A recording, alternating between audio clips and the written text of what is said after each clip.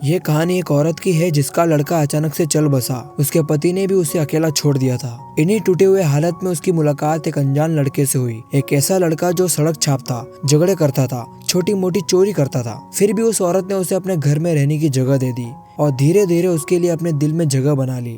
एक रात जब वो औरत नहाने गई थी तो अचानक से वो लड़का उसके करीब आ गया। ये पल उनके जिंदगी को एक ऐसे मोड़ पर ले गया जहाँ से कहानी पूरी बदल गई।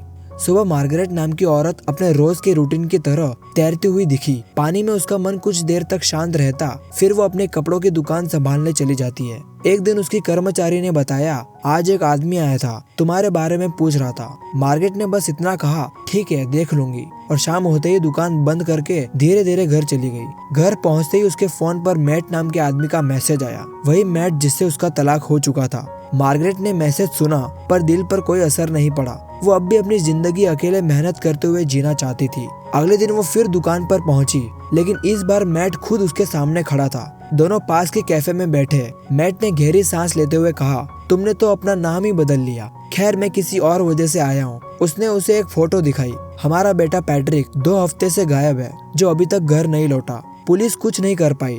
मुझे नहीं पता कि वो कहाँ चला गया। जवाब में मार्गरेट ने कहा कि मुझे नहीं पता कि वो कहाँ है। जिसके बाद मैट चुपचाप वहाँ से चला गया। मार्गरेट कुछ सोच रही थी।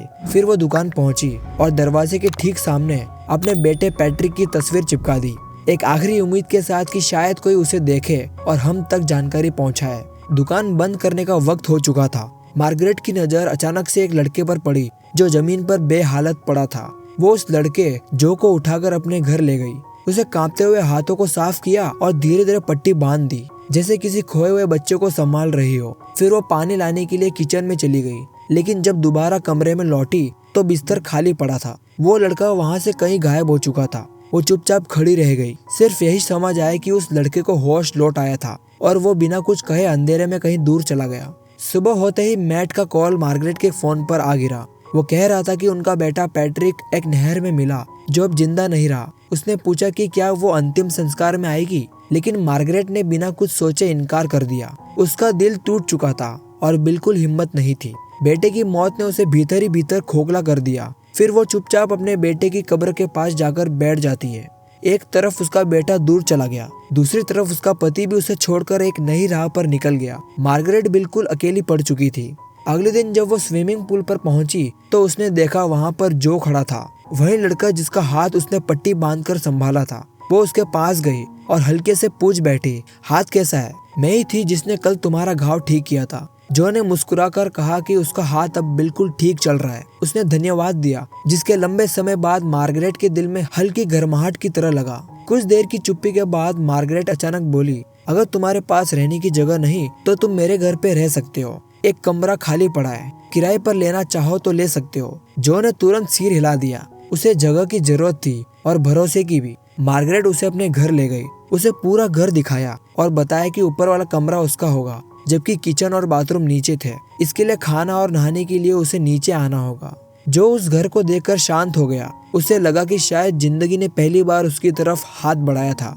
मार्गरेट ने रात को जो के लिए खाना बनाया, लेकिन जैसे ही वो किचन से लौटी उसे अपने पर्स का वजन हल्का लगा। उसने समझ लिया कि जो ने पैसे निकाले थे। फिर भी उसने कुछ नहीं कहा। शायद वो उसके टूटे हुए हालत को समझना चाहती थी, या शायद उसे डर था कि कठोर शब्द उसके अकेलेपन को और गहरा कर देंगे। रात के बीच उसकी आंखें खुली। ऊपर के कमरे में सन्नाटा पसरा हुआ था। जो वहाँ नहीं था। वो सीढ़ियाँ उतरकर नीचे पहुंची, जहाँ जो टीवी के सामने सोया पड़ा था। लेकिन जब मार्गरेट ऊपर जा रही थी तो एक आंख से जो उसे पीछे से गलत नजर से देखे जा रहा था। सुबह होते ही दरवाजे पर एक महिला आ खड़ी हुई। ये एक जांच अधिकारी थी। उसने पूछा, तुम्हारे पड़ोस में रहने वाली एक लड़की बताती है कि उसका पति कभी तुम्हारे साथ रहा करता था, क्या ये बात सच है? मार्गरेट ने कहा, हाँ, एंड्रयू कुछ समय तक मेरे साथ रहता था, लेकिन वो बहुत पहले ही दूर चला गया। मुझे नहीं पता कि अब वो कहाँ पर है। एजेंट बोली कि एंड्रयू की पत्नी अपने बच्चे का खर्च नहीं उठा पा रही है, इसलिए उसके बारे में मैं जानकारी इकट्ठा कर रही हूँ। मार्गरेट के चेहरे पर असहजता तैर गई।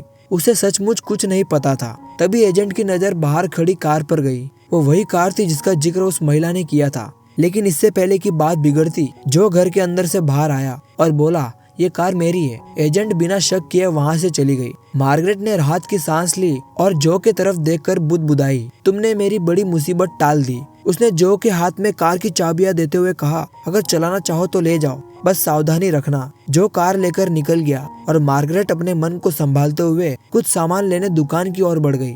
मार्गरेट बाहर से सामान लेकर लौटी तो उसने देखा जो सिगरेट जला चुका था। वो हल्के गुस्से में बोली, घर के अंदर धूम्रपान मत करना, और फिर खुद किचन से एक ड्रिंक निकालकर बाहर चली गई, जहाँ उसने जो के लिए भी एक बोतल दे दी।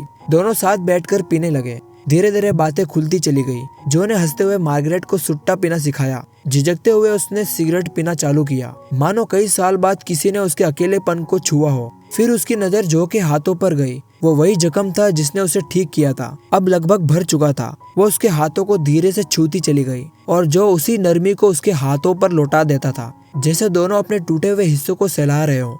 मार्गरेट ने पूछा, तुम्हारे माँ बाप, भाई बहन? जो ने धीमी आवाज में कहा, सब है, लेकिन मैं उस घर में नहीं रहता। मैं बहुत पहले वहाँ से दूर चला गया। वो बात को मोड़ते हुए कहती है, तैरना जानते हो, लेकिन जो को नहीं आता है। अगले दिन मार्गरेट उसे स्विमिंग पूल में ले गई। वो पानी में उतरी और जो को बताया, हाथ ऐसे चलाओ, अपने शरीर को ऐसे आगे बढ़ाओ, धीरे धीरे तुम तैरना सीख जाओगे। जो उसकी बातों पर भरोसा करता गया और मार्गरेट उसके डर को दूर करने लगी। वो उसे पानी में सहारा देती, उसके हाथ पकड़कर स्ट्रोक सिखाती, उसके कदमों को दिशा देती। उस पल उसे महसूस हुआ पहला बेटा खो गया था, पर शायद किस्मत ने किसी और रूप में उसे फिर से एक सहारा भेजा है। प्रैक्टिस के बीच अचानक जो ने मुस्कुराकर मार्गरेट को अपनी बाहों में उठाया, जैसे कोई बच्चा पहली बार पानी में खेलते हुए अपनी माँ को गोद में उठा ले। देर रात तक जब मार्गरेट पुल से बाहर निकली, तभी उसे मेट मिलता हुआ दिखा, वही आदमी जिसे उसने छोड़ दिया था। मेट मुस्कुराकर बोला, तुमने तैरना अभी भी नहीं छोड़ा। जब तुम मेरे साथ रहती थी तब भी तुम यही करती थी। कुछ पल की चुप्पी के बाद वो आगे बढ़ा, मैं बस बात करना चाहता हूँ, थोड़ा वक्त साथ गुजारना चाहता हूँ।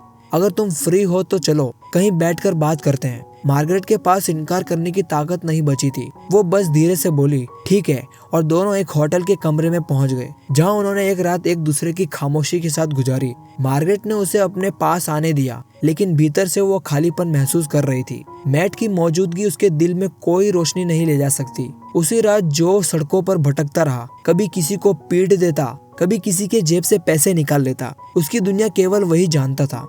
अगली सुबह घर में कपड़े धोते हुए मार्गरेट की नजर जो की शर्ट की जेब पर गई।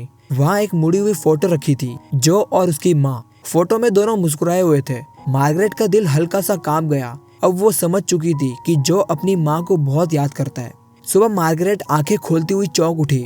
जो उसकी कार स्टार्ट कर रहा था। जो मुस्कुराकर बोला, अगर तुम चाहो तो मैं तुम्हें ड्राइव पर ले चलूं, थोड़ा घूम आओगी, अच्छा लगेगा। दोनों चोरी छुपे किसी की नजरों से दूर निकल पड़े।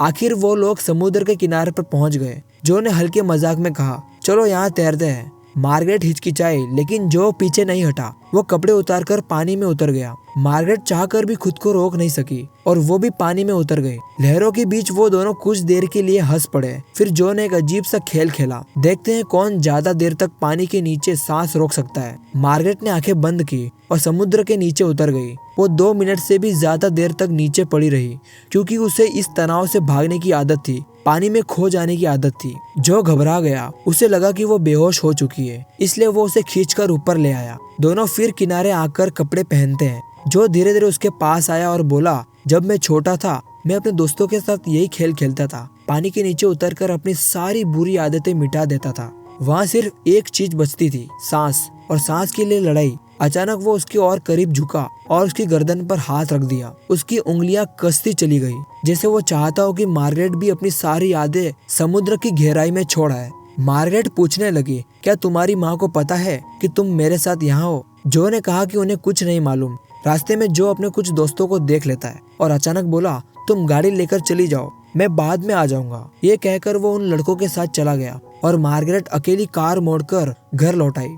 अगली सुबह वो शॉप पर पहुंची जहां मैट उसे मिलने आया था। उसके हाथों में पैट्रिक की कुछ पुराने कपड़े थे। वो बोला, ये घर पर पड़े थे, सोचा तुम्हें दे जाऊं, अब तुम जो चाहो वो करो इनके साथ। मार्गरेट ने कपड़े ले लिए।